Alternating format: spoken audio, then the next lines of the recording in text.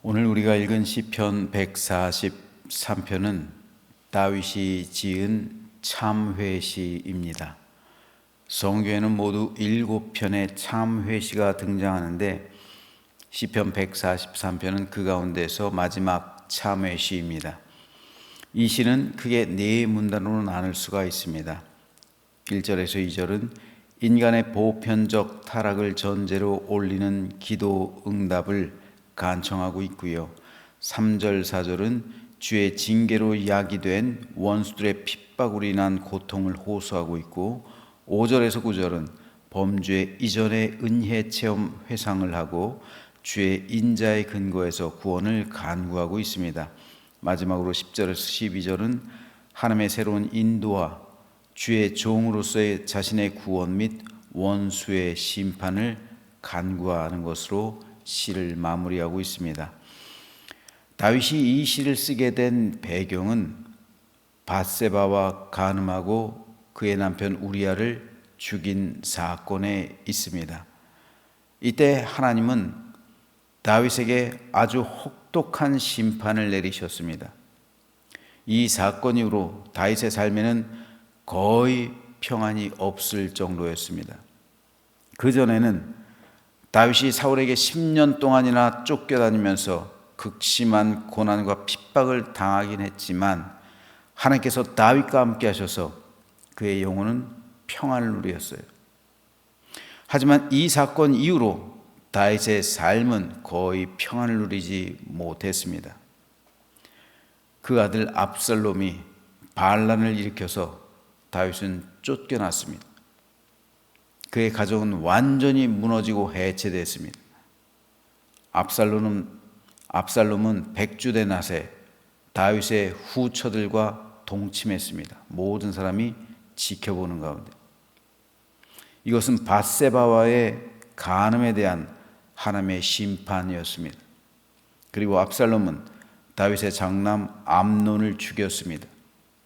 이것은 우리아를 죽인 것에 대한 하나님의 심판이었습니다. 다윗이 우리아의 가정을 무너뜨렸던 것처럼 하나님은 다윗의 집안을 무너뜨리신 겁니다. 그래서 다윗은 하나님의 심판이 얼마나 혹독한지 오늘 본문 2절에서 주의 종에게 심판을 행하지 마소서, 주의 눈앞에는 의로운 인생이 하나도 없습니다. 호소하고 있는 겁니다. 모든 사람은 하나님 앞에서 다 죄인이라는 거예요.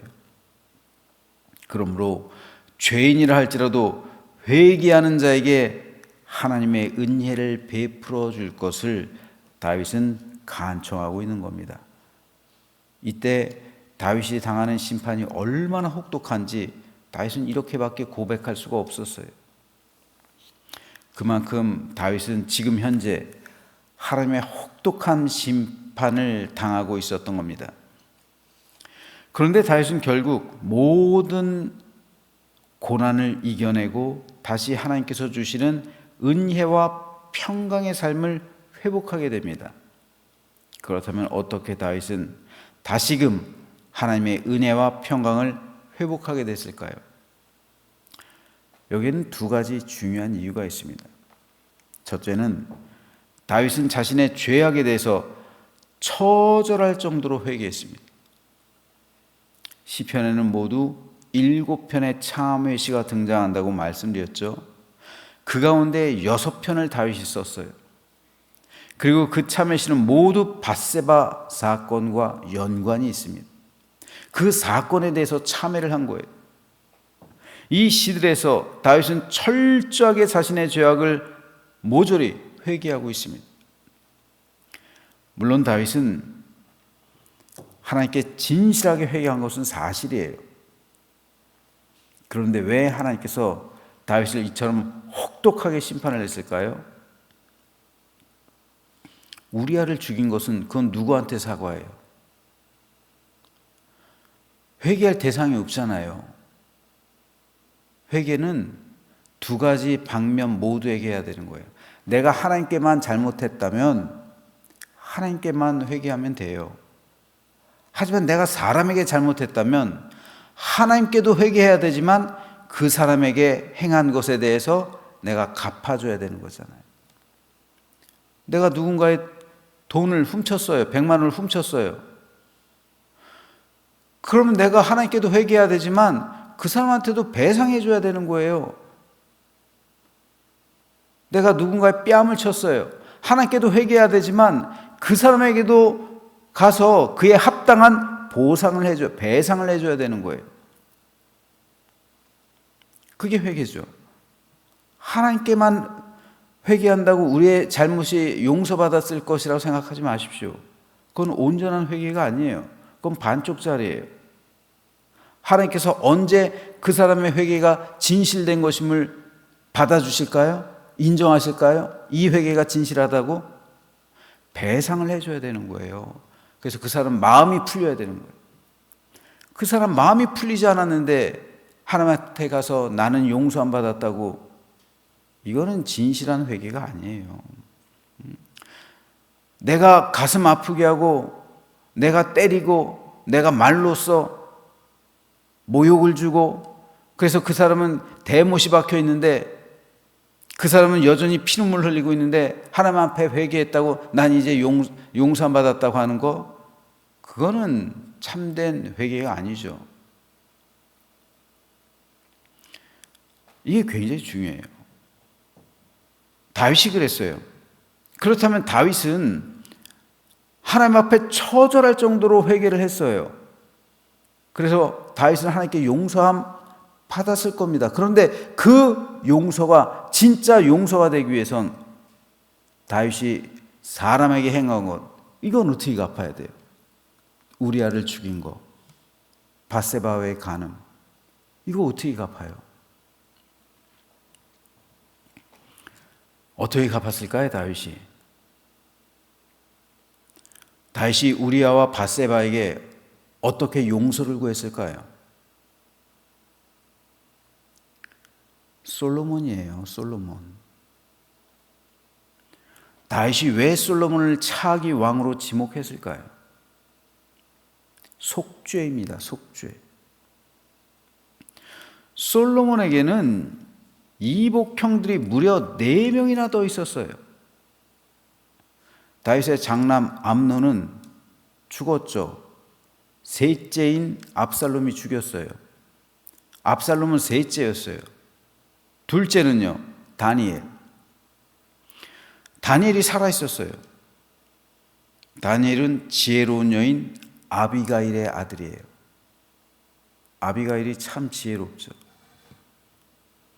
그래서 아비가일은 아마 아들을 살리기 위해서 전면에 내세우지 않았을 수도 있어요. 둘째예요.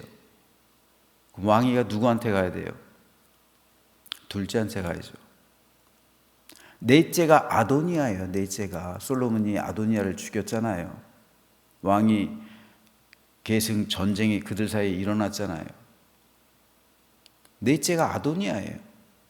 이미 둘째인 다니엘도 있었고 넷째인 아도니아가 살아 있었어요. 다섯째 스바디아도 있었어요. 여섯째 이드람도 있었어요. 이복 형제, 그 까마득하게 나이가 솔로몬보다 훨씬 더 많은 형들이 4명이나 살아 있었다고요. 그런데 왜 다윗은, 이 형들은 나이도 많아요. 40대 막 그래요. 그런데 이제 다윗은 이제 20대, 갓 20, 이 정도밖에 되지 않은 솔로몬을 다윗은 왕으로 삼은 거예요. 왜 그랬을까요? 자신의 죄에 대한 속죄함이에요. 그래서 밧세바에게 네 아들을 왕으로 삼을 거다 약속한 거예요. 용서와 속죄함의 의미입니다. 사람에게 지은 죄를 갚아준 거예요. 바로 이런 진실하고 참된 회개를 했기 때문에 하나님은 다윗에게 다시금 은혜와 평강을 주었던 것이고, 그리고 다윗은 다시 한번 평안의 삶을 회복했던 겁니다. 이것이 중요해요. 우리 삶 가운데서도 진실한 회개는 바로 사람들의 마음을 풀어줄 때. 그러니까 회개를 우린 두 가지 해야 되는 거예요. 하나님께도 회개해야 되고 사람에게도 회개해야 되고.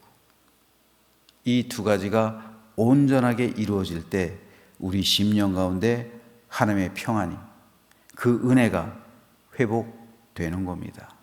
근데 많은 성도들이, 대부분 성도들이 하나님께만 잘못하는 게 아니에요. 사람과 사람과의 관계 속에서 살아가고 있기 때문에 사람에게 잘못할 때가 많아요. 근데 그 사람의 마음을 풀어주는 경우가 거의 없어요. 많지 않아요. 하나님께만 회개해요. 그러니까 그 삶이 평안이 없는 거예요. 이 맺힌 게 풀리지 않기 때문에 하나님께서 그에게 은혜를 베풀 수가 없는 거예요. 그거 풀어야죠. 그걸 풀어야 되는 거예요.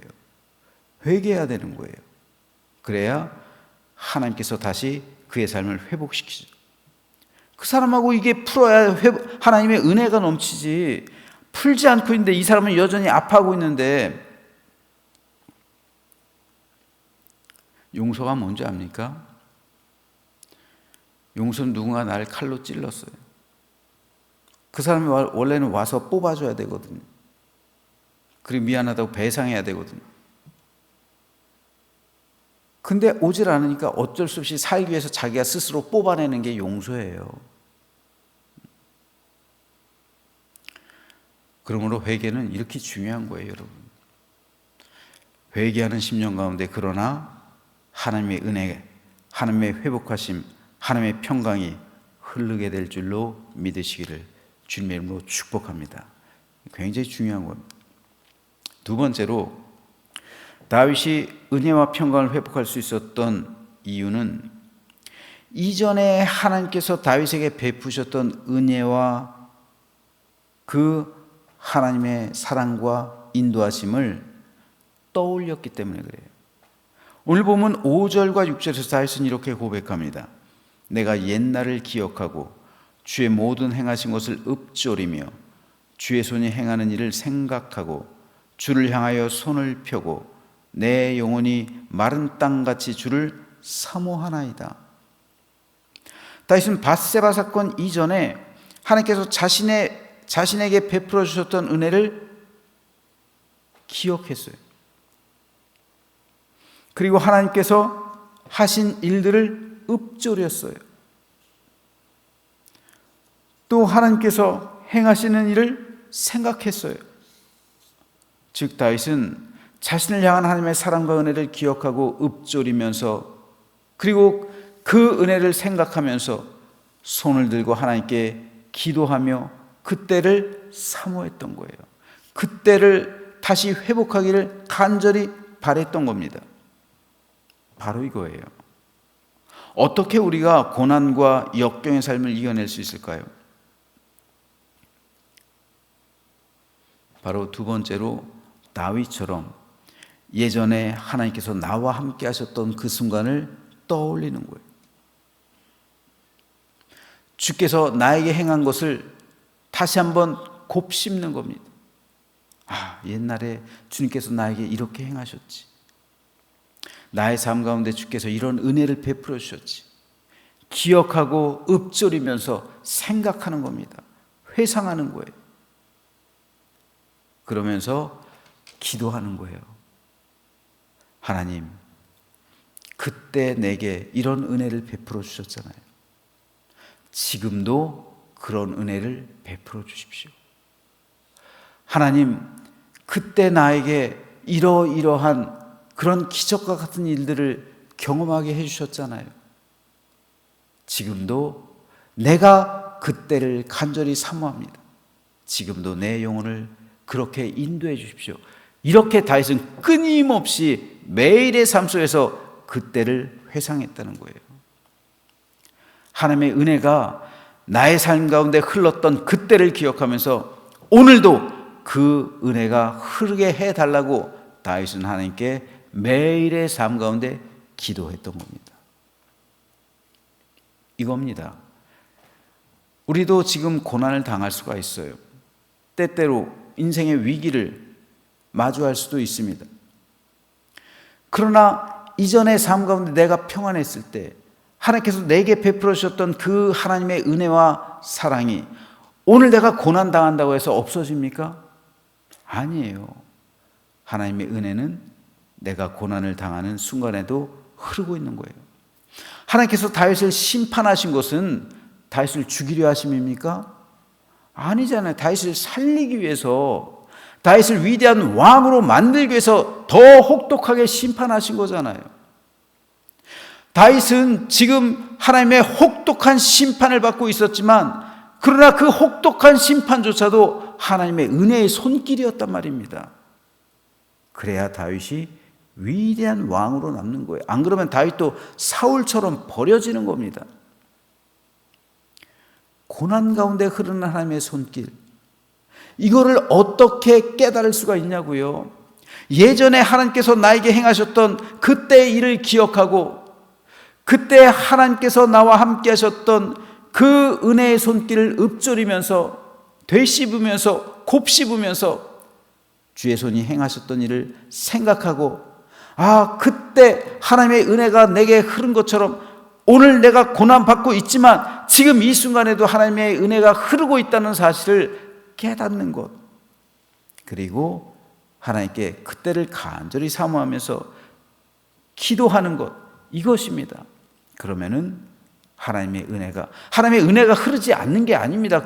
우리가 고난받는다고 해서 하나님의 은혜가 여전히 우리 삶 가운데 흘러가고 있음을, 과거의 일을 회상함으로 그 과거가 현재로 이어지고 이 현재가 미래도 이어진다는 이 사실을 깨달으면서 오늘 하루 여러분의 삶 가운데 어떠한 고난과 환난이 있다 할지라도 하나님의 은혜가 여러분의 삶 가운데 흐르고 있음을 믿으시면서 하나님의 그 사랑을 오늘도 깨닫고 하나님의 사랑과 하나님의 은혜 가운데 풍성한 은혜를 받고 감사를 누리고 모든 삶이 회복되어지는, 그래서 다윗처럼 모든 삶이 회복되고 평강의 삶을 누리는 우리 모두가 되시기를 주님의 이름으로 축원합니다.